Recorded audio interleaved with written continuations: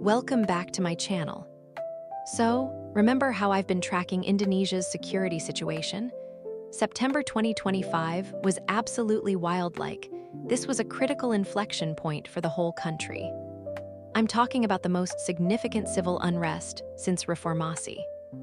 Get this. Over 3,300 arrests, at least 10 civilian deaths across nearly 50 cities during nationwide protests that started in late August and just kept going into September. And that's just the protests. Indonesia also got hammered with 3.64 billion cyberattacks in just the first 7 months of 2025. That's nearly equal to what they saw in the previous 5 years combined. Oh, and while all this domestic chaos is happening, President Prabowo goes to the UN General Assembly and makes this historic pledge, up to 20,000 Indonesian troops for peacekeeping missions. The timing is just, wow. What I want to walk you through is how this whole month was basically a stress test for Indonesia's democratic institutions and security apparatus. Some parts held up, others really didn't. Let me break down what actually happened. Alright, so analysts are calling September 2025 a stress test for Indonesia's democratic institutions. And honestly, the results were pretty mixed. Here's what really jumped out at me. The militarization of domestic security responses was a huge departure from post-Suharto norms. Prabowo didn't just deploy police, he brought in military forces for post-protest operations. That's a big deal because Indonesia's been really careful about keeping the military out of civilian security since Suharto fell. And here's where it gets concerning. Prabowo, who's a former military general who was actually discharged in the 1990s for alleged human rights violations, ordered law enforcement to use force, and said some of the unrest bore signs of terrorism and treason. Human Rights Watch called this out, saying he deployed the military at demonstrations without basis for those terrorism claims. That's pretty inflammatory language for what started as protests about parliamentary benefits. Then there's this revival of territorial commands and expanded military roles. This isn't just reorganization, it's potentially shifting how civil-military relations work in Indonesia. And it needs sustained democratic oversight, because this is exactly the kind of thing Reformasi was supposed to prevent. But here's where it gets really contradictory. Prabowo's making this historic UN pledge of up to 20,000 troops for peacekeeping missions while dealing with domestic unrest concerns. The diplomatic complexity is just incredible. He's saying, hey, we should keep peace around the world, while international groups are criticizing how Indonesia handles protests at home. Amnesty International specifically said that labeling protesters as terrorists and traitors ignored the underlying reasons for the demonstrations. The Council on Foreign Relations noted that 20 people have vanished during these protests. That's not normal policing, that's systematic suppression. The thing that really struck me is that you had these economic grievances driving the protests, but the response was purely military deployment. You can't sustainably address underlying political issues with just security forces, right? It's treating symptoms, not causes. And let's talk about the economic impact, because that's what actually started this whole mess. CNN reported that much of the discontent centered around worsening economic hardships, with wages stagnating and living costs rising. The Jakarta Legal Aid Institute said people's purchasing power is low, and we are struggling here. But instead of addressing those economic concerns, the response was essentially send in the military. The protests resulted in stocks and the rupiah declining, with Bank Indonesia having to announce intervention to stabilize the currency. Bloomberg Intelligence noted investors were reassessing social unrest risks. That's not great when Prabowo's promising 8% GDP growth. Pretty hard to achieve when your domestic policies are spooking investors.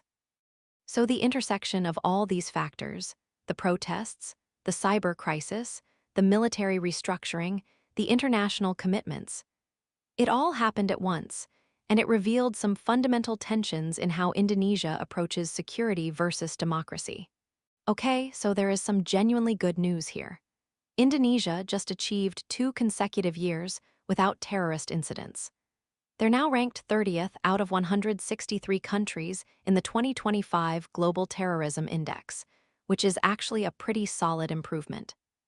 Their comprehensive counterterrorism approach really worked. Arrests dropped from 396 back in 2018 to 196 in recent years. That shows sustained institutional effectiveness, not just luck. But they're staying vigilant. BNPT identified 6,402 instances of online radicalization across Facebook, Telegram, and TikTok. That's a lot of digital extremism they're tracking. And Densus 88 conducted significant operations in September, arresting 6 terror suspects across Aceh, Jakarta, West Java, and Central Sulawesi, all connected to pro-Islamic State networks. Here's what's interesting, though: Indonesian pro-ISIS groups are at their weakest point in years, but September 16th intelligence shows they're trying to centralize their command structures. So success, but with some concerning adaptation attempts. The Bali flash floods from September 9th to 12th were deadly. At least 18 people killed across Bali and East Nusa Tenggara provinces, 2 people still missing. 9 cities and districts affected, 120 neighborhoods flooded, hundreds displaced. But here's where Prabowo actually showed good leadership. He demonstrated rapid crisis management, ordering accelerated response efforts, and mobilizing 400 to 600 personnel for search operations within hours. Mount Semeru kept erupting to September 1st and 5th, but they handled that well. What's really telling is how emergency management during natural disasters contrasted with the more controversial deployment during civil unrest. Natural disasters got professional crisis response, protesters got militarized crackdowns. The contrast is pretty stark. This is where things get really sophisticated and scary. Jakarta Metro Police seized 47 kilograms of methamphetamine from an international ring. They were hiding it in Chinese tea packaging. Drugs came from Iran and China via Malaysia. Pretty clever operation. But that's nothing compared to the big one. Indonesia's National Drug Agency achieved the country's largest meth seizure ever, 2 tons from the Dragon Tawara ship. 2 tons? That's valued at 200 to 400 million US dollars. Human trafficking networks are equally active. They documented 353 cases involving 1,114 victims this year, including 699 Indonesian citizens they had to repatriate from Myanmar's online scam syndicates. These networks are incredibly integrated across Iran, China, Malaysia, and Indonesia. But here's what really bugs me: Indonesian police recorded 36,148 cases of gender-based violence in 2025, with only a 12.8% resolution rate. So they can seize tons of drugs, but can't adequately resolve domestic violence cases. That's a systemic challenge right there. This is the major story. August-September protests represent the most significant domestic security crisis since Reformasi. It started with demonstrations against parliamentary benefits, pretty standard political stuff. But everything changed when motorcycle taxi driver Afan Kurniawan got killed when he was struck by a police armored vehicle. That death just ignited everything, and violence spread to nearly 50 cities. Over 3,300 arrests, at least 10 confirmed deaths, property damage exceeding 55 billion rupiah in Jakarta alone. Protesters were setting fire to police stations, trying to breach legislative facilities. This wasn't peaceful demonstration anymore. September 17th was when the crackdown really intensified. They detained prominent activists including Del Pedro Marhin from the Lakataru Foundation and several young activists. Reports of torture, forced abduction. That's really concerning stuff. The deployment included tactical police units, Indonesian Military Marine Corps, and Army Strategic Reserve Forces. The Diplomat reported that riot control troops with armored personnel carriers were patrolling major cities like Jakarta, Bandung, and Yogyakarta.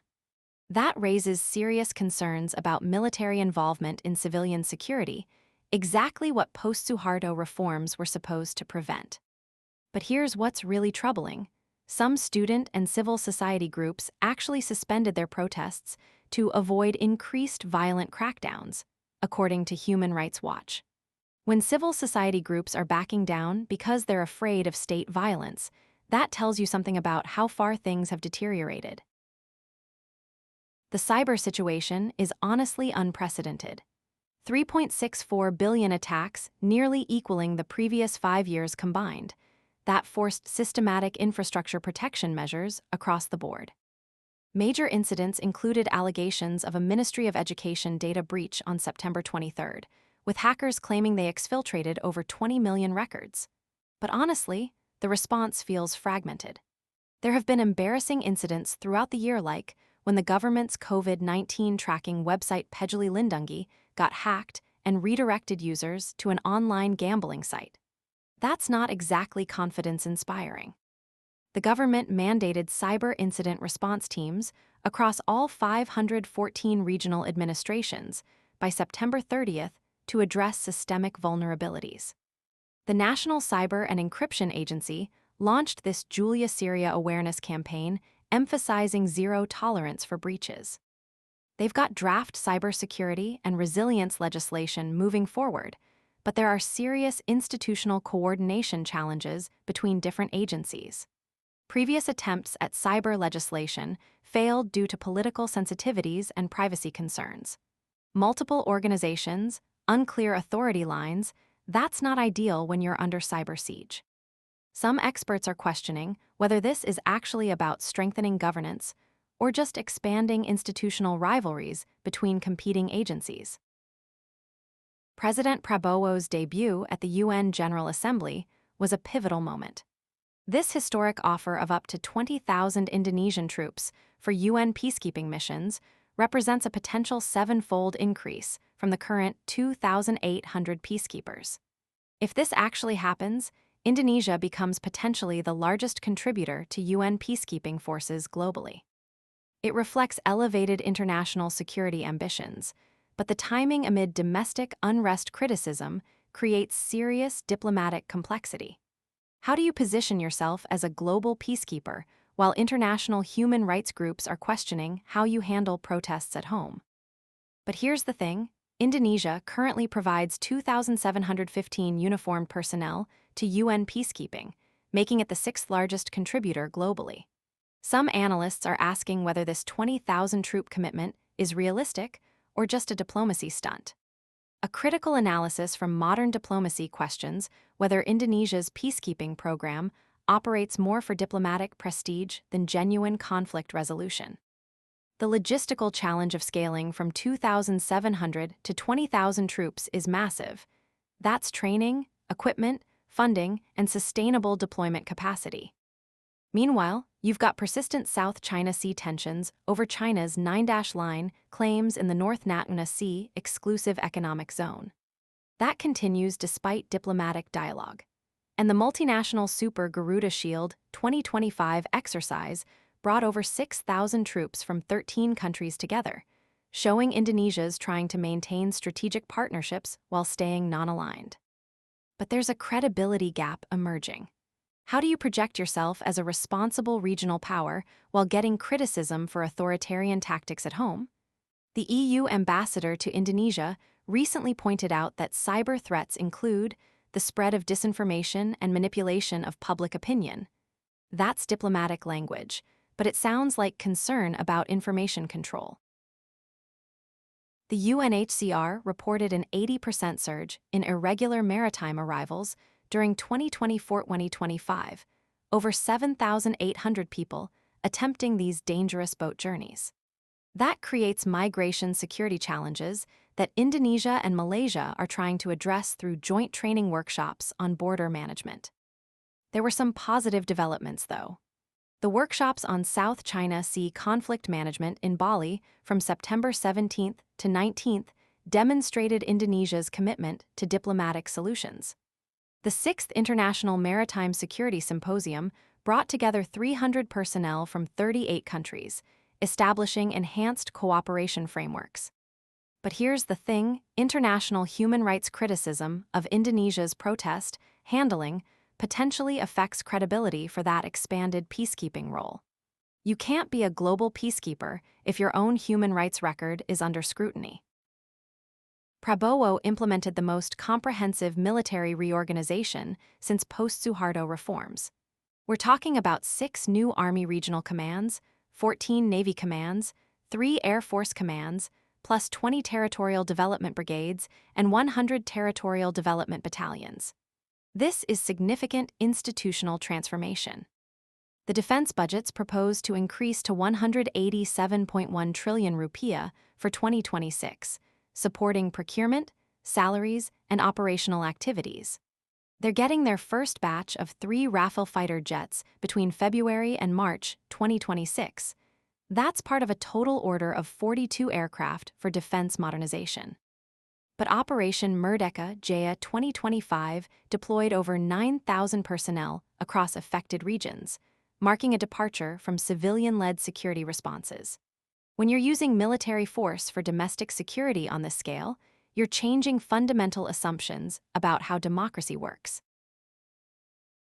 BNPT finalized their 2025-2029 National Action Plan for preventing violent extremism, incorporating multi-stakeholder input and aligning with Prabowo's national vision. That's about preventing radicalization through coordination rather than just arrests. The police conducted major personnel rotations, appointing 4 new regional police chiefs for Bangka Belitung, Lampung, Central Sulawesi, and South Sulawesi. That could be routine management or trying to get better control after the criticism.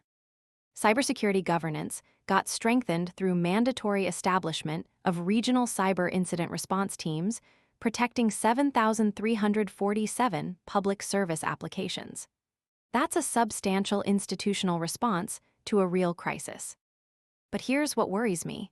They revived the TNI deputy commander position and expanded territorial commands.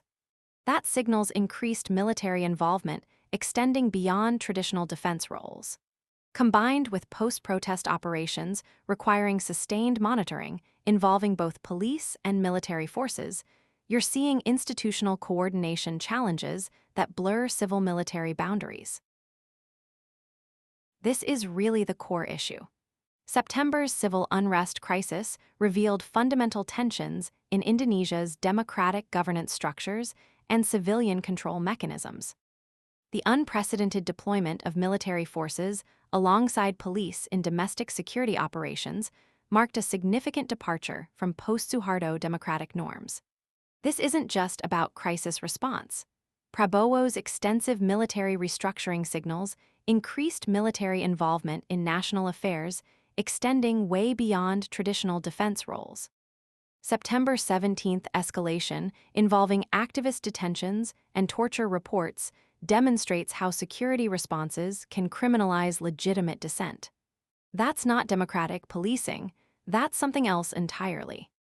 The institutional changes are blurring civil-military boundaries while creating risks of cycles where coercive measures replace political dialogue for addressing grievances.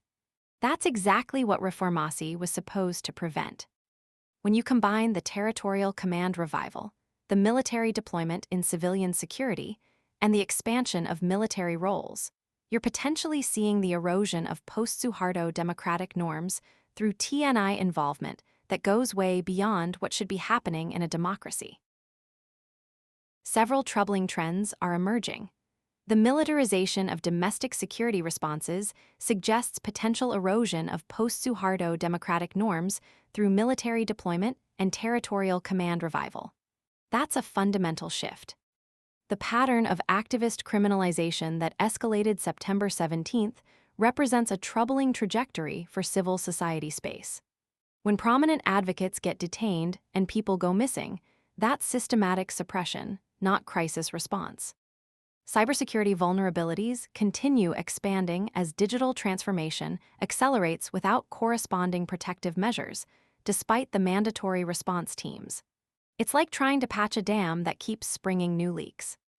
Natural disaster preparedness faces increasing tests from climate change, requiring sustained investment in disaster management infrastructure. And those transnational crime networks are demonstrating increasing sophistication, requiring enhanced international cooperation. The big question is implementation of Prabowo's ambitious UN peacekeeping commitment.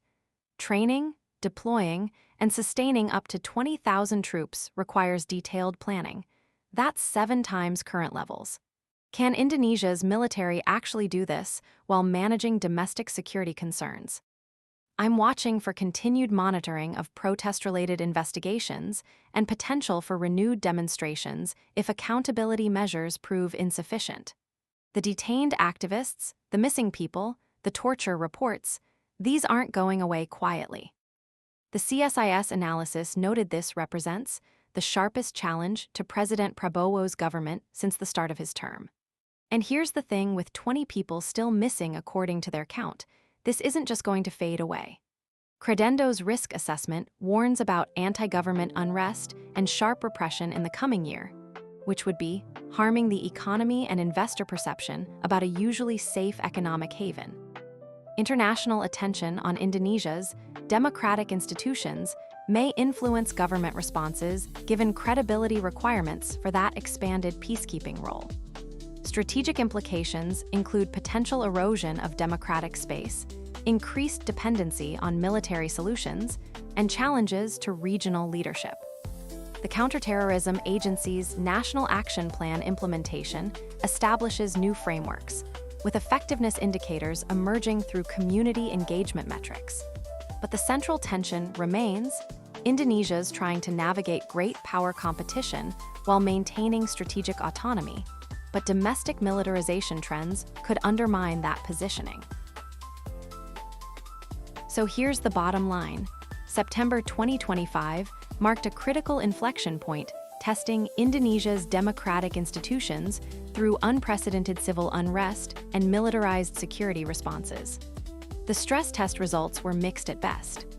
The cybersecurity crisis reached alarming proportions, forcing systematic infrastructure protection while revealing institutional coordination challenges between multiple agencies. That's a real vulnerability that's not getting resolved quickly. Prabowo's comprehensive military restructuring signals potential shifts in civil-military relations, requiring sustained monitoring of democratic oversight mechanisms. This isn't just reorganization, it's potentially changing how democracy works in Indonesia. The intersection of domestic challenges with regional security cooperation demonstrates Indonesia's complex position navigating great power competition while maintaining strategic autonomy. But the government response combines immediate crisis management with long-term institutional reforms, and questions remain about balancing security effectiveness with democratic principles. That's the situation: complex, evolving, and honestly pretty concerning for Indonesia's democratic trajectory. Thank you for joining us. See you next month.